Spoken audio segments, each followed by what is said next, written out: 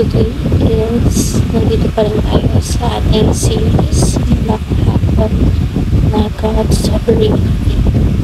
So, ang topic natin for today is God does whatever He pleases, which is why dapat tayo maging kontento or dapat kontento tayo or tayo kontento.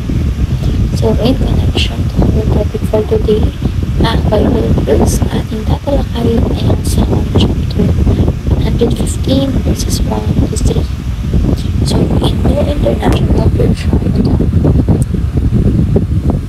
not to us, Lord, not to us, but to your name be the glory. Because of your love and faithfulness, why do the nations say, where is their God? Our God is in heaven. He does whatever pleases Him.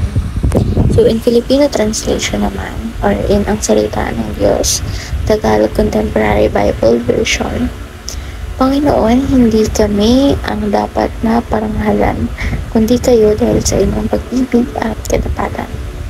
Bakit kami kinukutya ng ibang bansa at sinasabi nilang, nasaan na ang inyong Diyos?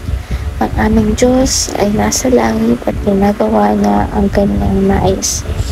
So, ayun nga, this is all about God's sovereignty, that He has the authority over everything, which is why sabi rito, He does whatever pleases Him.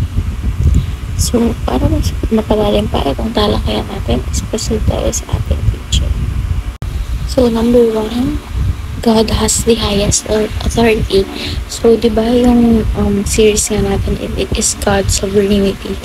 So, siya yung naghahari, siya yung nasa pinakaitaas, di ba? He is sovereign, di ba? He has the control over everything, over all people. Siya yung King of Kings, Lord of all Lords, di ba? Siya yung pinaka-head ng lahat-lahat. Dahil hindi lang yung mga bagay na nakikita natin yung create na.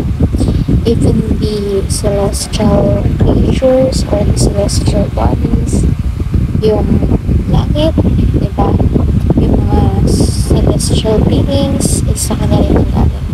So, hindi lang yung mga nakikita natin sa paligid natin ng kinumit niya. He is the curator of everything, which is why He is sovereign and He has the highest authority above all. Diba? So, number 2, God does whatever He pleases.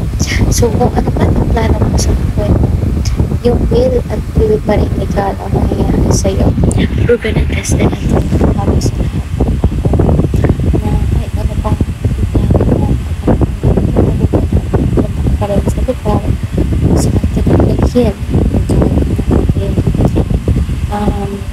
God the Father, kasi He does whatever He pleases. And since siya kayo may control ng lahat ng bagay, wala makakapigil sa kanya. Kung gusto niyang or kung will niya na maging arkitekto ka, magiging arkitekto ka. Kung will niya na maging soldier ka ng kanyang tahanan or be a servant of Him, di ba? So, ayun at ayun ang mangyayari sa'yo. So, He does whatever He pleases. And number 3, God is both love and faithful.